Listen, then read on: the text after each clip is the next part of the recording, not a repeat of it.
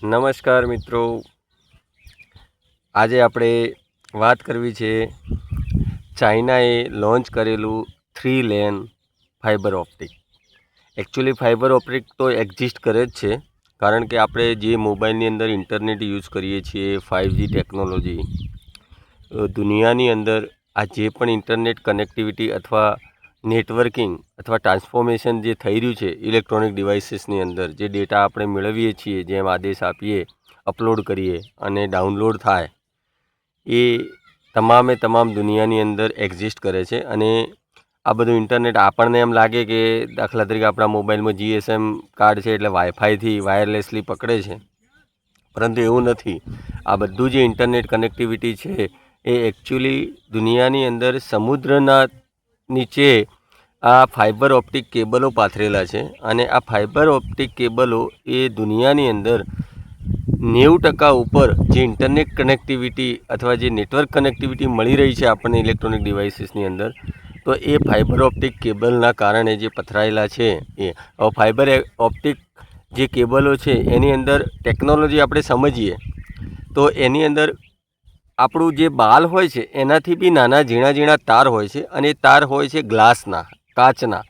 અને એ કાચના ગ્લાસની અંદર ડેટા ટ્રાન્સફર થાય છે. એ સીધી લીટીમાં આપણે દાખલા તરીકે ટોર્ચ મારીએ તો અમુક પ્રકાશ છે એ દૂર સુધી જઈને ફેલાઈ જાય, પરંતુ એ પાઇપની અંદર, એ બાલથી નાના કાચની અંદર જે પ્રકાશના સ્વરૂપે ડેટા ટ્રાન્સફર થાય છે, અને પ્રકાશના સ્વરૂપે સીધું નહીં, ત્રિકોણાકાર, આમ થાય ટ્રાયેંગલની રીતે એ ડેટા દૂર સુધી ટ્રાન્સફર થાય છે. એ ફાઇબર ઓપ્ટિકલ કેબલ હોય છે, ઓપ્ટિક, એની અંદર ડેટા ટ્રાન્સફર થતા હોય છે. તો અત્યાર સુધી આ જે ડેટા ટ્રાન્સફર થયા એ 2 વે લેન કહેવાય છે. એ 2 વે લેન એટલે એના બેન્ડ કહેવાય, C બેન્ડ અને L બેન્ડ ઉપર ટ્રાન્સફર થતા આવ્યા છે.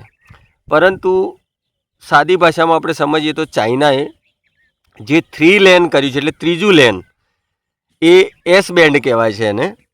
અને એના કારણે અત્યારે જે એક્ઝિસ્ટ જે ટ્રાન્સફર સ્પીડ છે એનાથી એ 5 ગણું વધારે કામ હળવું કરી નાખશે અને ટ્રાફિક બી હળવી કરી નાખશે.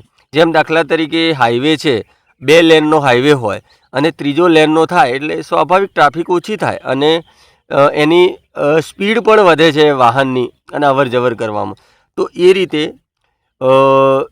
ચાઇનાએ 35 કિલોમીટર એમના જે વિસ્તારમાં એને લોન્ચ પણ કર્યું છે, એને ટ્રાયલ બેઝ ઉપર, અને ધીમે ધીમે દુનિયાની અંદર વિસ્તરશે. આના માટે જાપાન, અમેરિકા, યુરોપ રિસર્ચ કરી જ રહ્યા હતા આ ત્રીજું બેન્ડ વિશે, અને S બેન્ડ ચાઇનાએ લોન્ચ કરી દીધું છે ઓલરેડી. હવે એના કારણે જે ટ્રાન્સફર સ્પીડ છે એ અનએક્સપેક્ટેડ વધશે. હવે ટ્રાન્સફર સ્પીડ, ફોર એક્ઝામ્પલ, આપણે તો 5G કે નોર્મલ બ્રોડબેન્ડ હોય તો 100 Mbps સુધી કે 1000 Mbpsની સ્પીડ હોય, પરંતુ એ ટ્રાન્સફર સ્પીડ શેમાં કામ આવે? તો જે ક્લાઉડ સર્વર છે, પછી આપણે દાખલા તરીકે AIનો જમાનો છે તો ChatGPT વાપરીએ, ગ્રોક વાપરીએ, જેમિનાઈ વાપરીએ કે ક્લાઉડ વાપરીએ. તો આની અંદર જ્યારે આપણે કોઈ આદેશ આપીએ છીએ પ્રોમ્પ્ટિંગ, અને એ આદેશ લખ્યા પછી કે આપણને આ વસ્તુ બનાવી આપો, ઇમેજ બનાવી આપો, વિડીયો ફોર્મેટ બનાવી આપો, ડોક્યુમેન્ટ, એ જેવું AI ચેટબોટમાં આપણે લખીએ છીએ અને એને એન્ટર મારીએ છીએ, તો એ જે સર્ચ કરી, ડીપ સર્ચ કરે, દુનિયાના સર્વરો સાથે કનેક્ટ થાય અને એ ડેટા એકઠો કરી અને પછી જ્યારે જે આઉટપુટ આપે છે એ ઇન બિટવીન જે સમય લે છે, એ સમય શેના કારણે થાય છે? એ સમય ઇન્ટરનેટ સ્પીડ અને જે ટ્રાન્સફર સ્પીડ હોય છે ડેટા માટેની, એના ઉપર ડિપેન્ડ છે. એટલે એ ટ્રાન્સફર સ્પીડ આવનારા સમયમાં ખૂબ વધારે જરૂર પડશે. એને લઈને કહ્યું કે જાપાન, US, યુરોપ પ્રયત્નશીલ હતા જ, પરંતુ ચાઇનાએ ઓલરેડી એ S બેન્ડ સાથે 3 લેનવાળું જે ફાઇબર ઓપ્ટિક લાઇન છે એને ટ્રાયલ પણ શરૂ કરી દીધું અને લોન્ચ પણ થઈ ગયું, અને ધીમે ધીમે એ દુનિયાની અંદર બી વિસ્તરવા જઈ રહ્યું છે. તો ટ્રાન્સફર સ્પીડ અત્યારે ખૂબ જ જરૂરી અને મહત્ત્વની ગણાય છે AIના યુગમાં. ફોર એક્ઝામ્પલ, આપણે તાઇવાનની વાત કરીએ હમણાં, તો હવે અત્યાર સુધી આપણે પ્રોસેસરો ઇન્ટેલના વાપરતા હતા, i3, i5, i7, i9. એની વૈકલ્પિક વ્યવસ્થા તરીકે એના કરતાં અનેક ગણી ટ્રાન્સફર સ્પીડ અને અનેક ગણી L2 કેચ આવે છે અત્યારે, હવે L3 કેચ મેમરી આવશે એમાં. એ રીતનું આપણે જે RTX સ્પાર લોન્ચ કર્યું છે.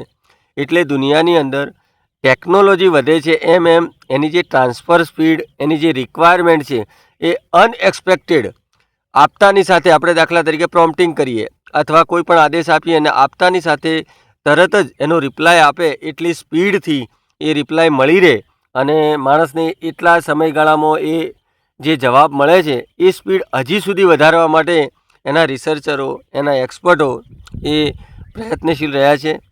એટલે આ જે ચાઇનાએ દુનિયાનું પહેલું જે 3 લેન, એમાં પહેલાં 2 બેન્ડ વપરાવતા હતા.